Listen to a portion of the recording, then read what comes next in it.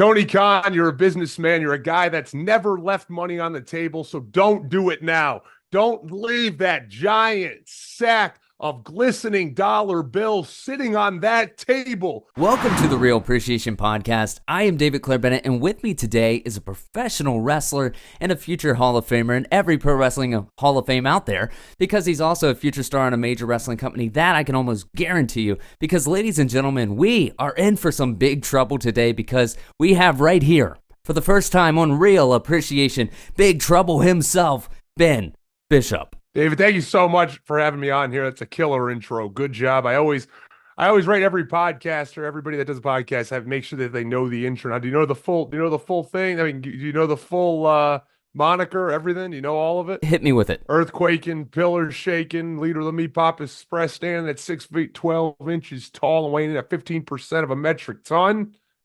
We can redo it a few times, but I'm not there yet. Work on it.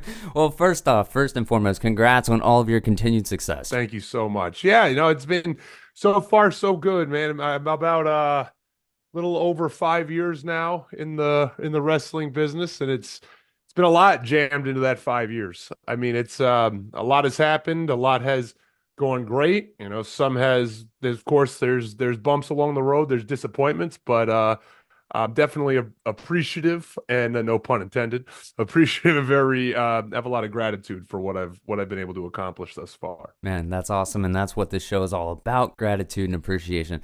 Listen, man, I'm obviously a wrestling fan. We talked a little bit about this off camera, but I've worked in the industry myself, dabbled a little bit here and there, but I've also been watching since I was a kid. And as a kid, and being a wrestling fan, you like to remember the classic moments, from Name a Minute slamming Andre the Giant at WrestleMania 3, to Bret Hart and Stone Cold Steve Austin spilling it all out, their blood on the canvas, to what some are even saying is possibly the greatest match of 2024, when Big Trouble Ben Bishop took on Roderick Strong on AEW Rampage. Many are saying that.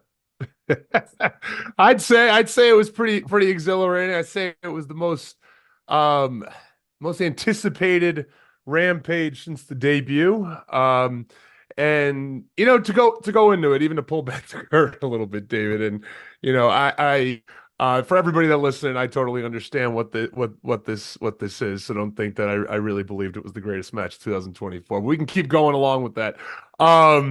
So as in wrestling, right? Like, I mean, I was considered an extra at AEW, right? So anybody that knows that, you're enhancement talent, right? You're an old term for it is called the jobber. You're there to make the guys who are signed look good. So, I got there that day, and I got to find out that I had a match, which is an awesome accomplishment. Not many people get that opportunity. Sometimes you sit there all day in backstage, and you just sit in a chair and maybe sit in catering, or you sit in the waiting area and hope for your name is called. And if it's not, tough shit, right? So I found out I had the opportunity to work Roderick Strong, obviously one of the best wrestlers over the past 20 years, a number of accolades, worked in every company. And I found out the match was going to be about 2 minutes curtain to curtain. So when we walk out, when we're walking back through the curtain, it's not a lot of time, right? So the match was what it was. I had a great time. Roderick's a great guy. Matt Taven, Mike Bennett, who were out there too, awesome guys. And I told myself, me being my size, being 6'12", 15% of a metric ton, and Roderick, not a very big guy, compared to me at least. That's nothing against him. I'm just a giant of a human being. I was like, what can I do with this? I didn't want to just be the guy who's just going to go out there and put up like, oh, hey, this was fun. Oh, this is cool. Yeah, here's a picture of me in the ring. Like, I didn't want to do that. I wanted to think about, like, what can I do to make the most of this? And how can I have fun with this?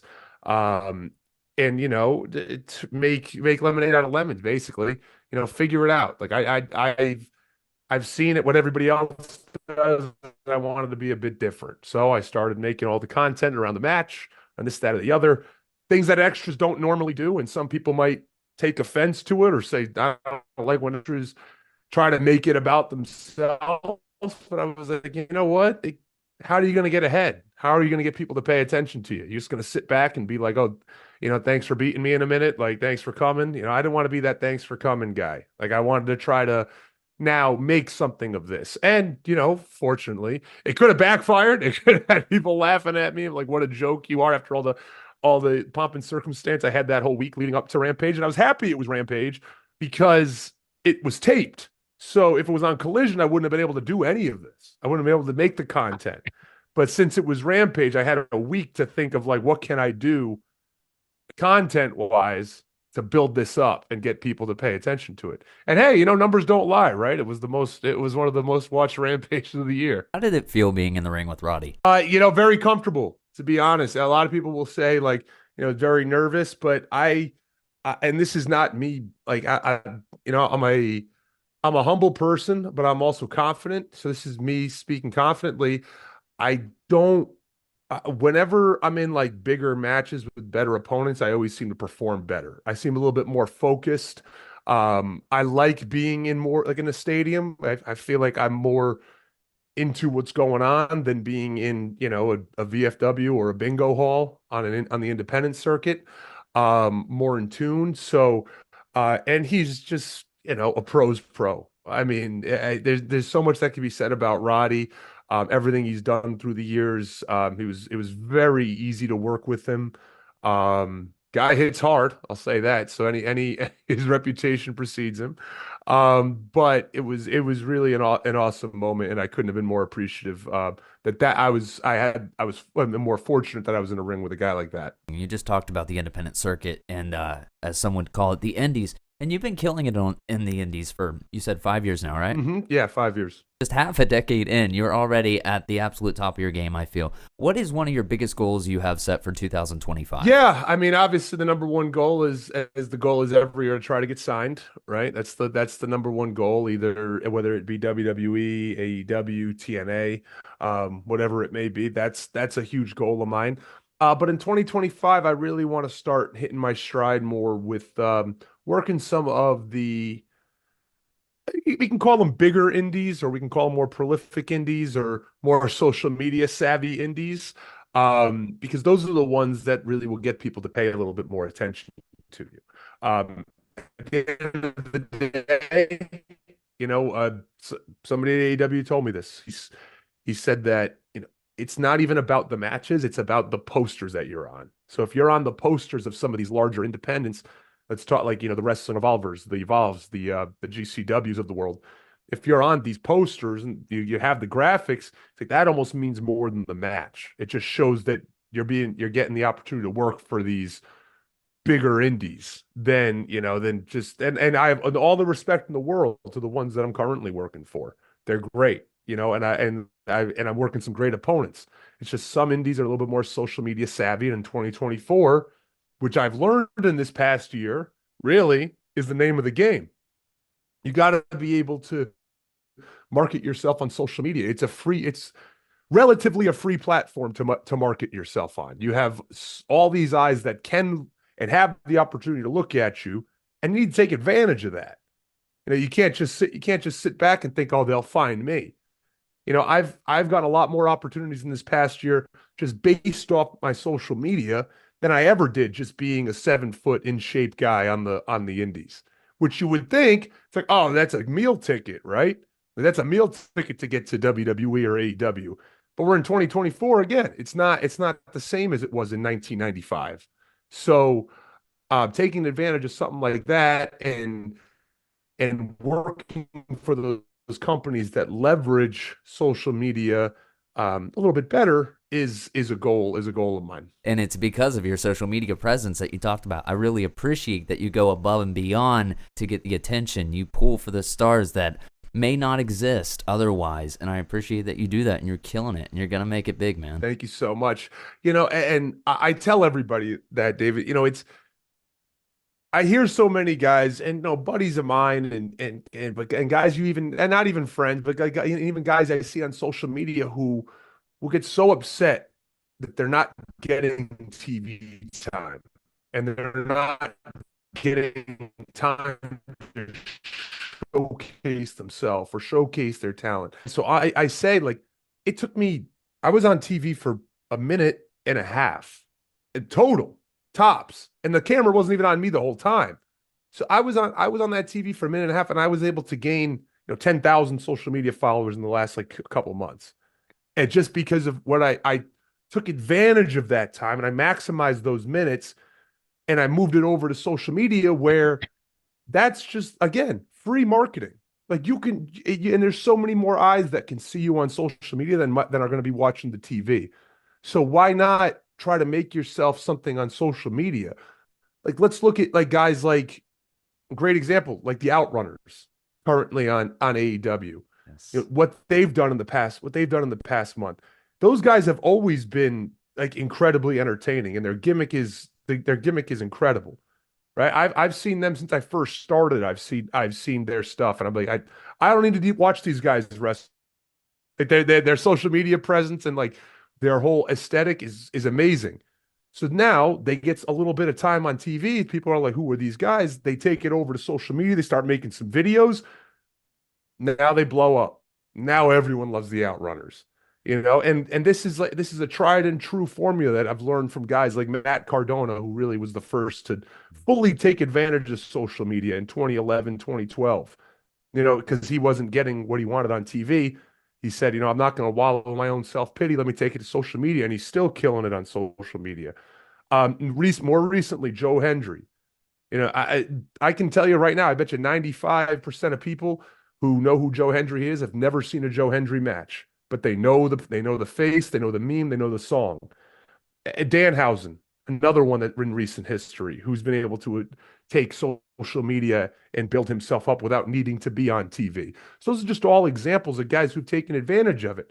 And I'm not at any of those levels yet, but like it's a tried and true formula that I believe more independent wrestlers or even wrestlers on TV should use instead of just saying, woe is me. I'm not getting my time. I'm not getting what I quote unquote deserve.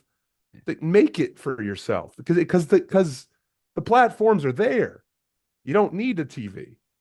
So I mean, it helps, but we know that, but you don't need it. You can find other avenues. And you've been killing it. And I remember what you were talking about with Matt Cardona when he was Zack Ryder. When I was in high school, I remember watching him on YouTube. He's like, I'm either going to get fired or I'm going to... Yeah, or it's going to work. And it worked. It worked for him. It popped. And everybody will always remember Z Long Island story. Yes. And the woo, woo, woo. He got it over big because he's like, if no one's going to, if I can't get on TV, how are the people going to watch me? It's like, I can figure it out on YouTube.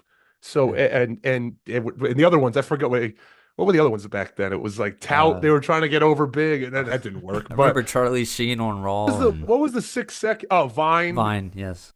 Yeah.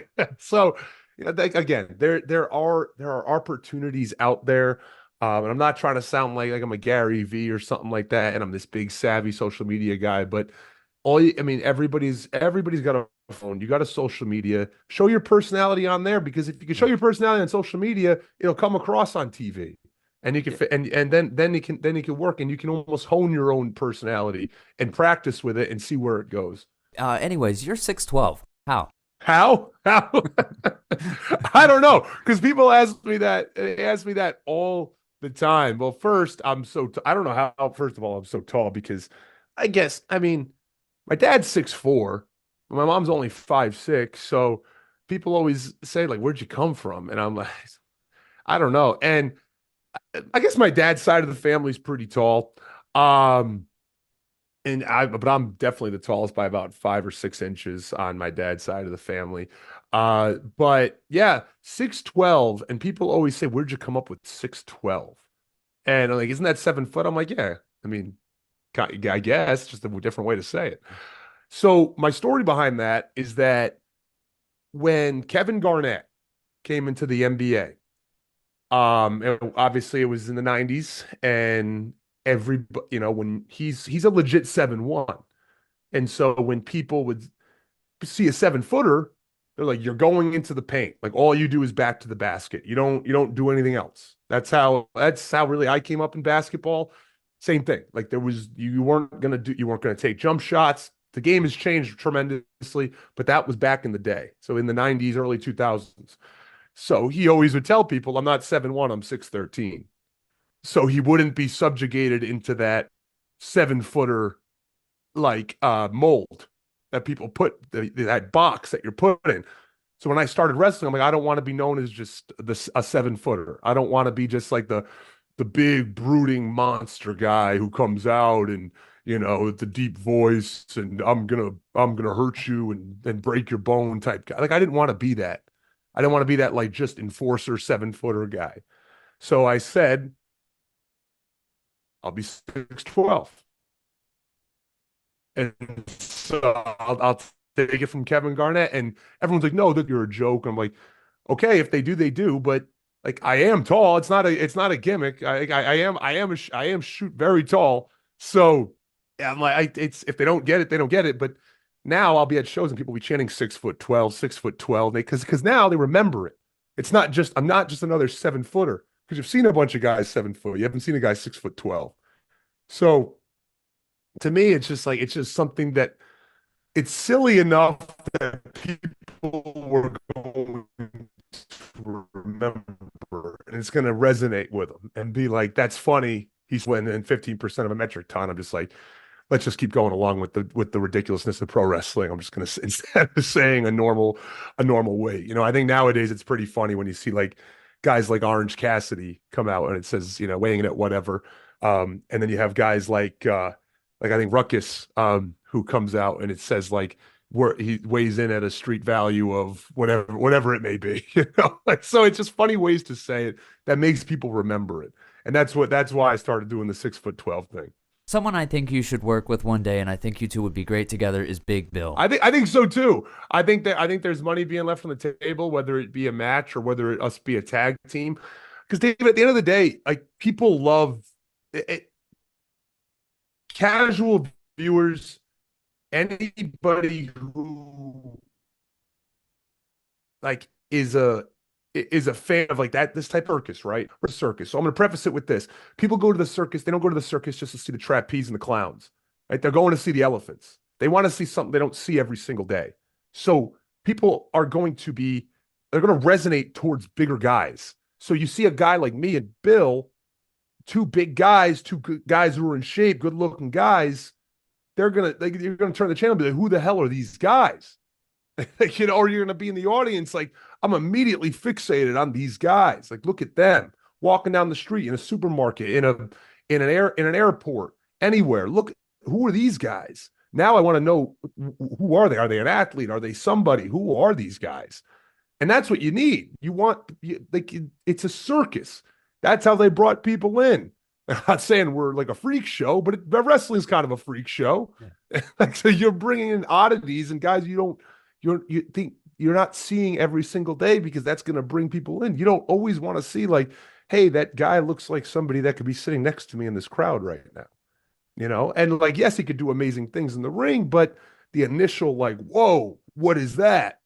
That's how you bring people in. The elephants bring people into the circus, and then you add the clowns and the trapeze artists, and that adds to it. And now you have a full show. So I think it'd be great. I think he's a great guy. I've met him. With Bill, I actually got started in wrestling because I went to a show in Maryland after Enzo was on Busted Open talking about Big Bill's story, because I was a big fan of Enzo and Big Bill, the formerly Big Cass in WWE. So that was really, he's kind of my pseudo inspiration, I guess you can call it, like indirect inspiration to get into wrestling. That's amazing. I think he'll really appreciate that. This show is very big on gratitude and appreciation.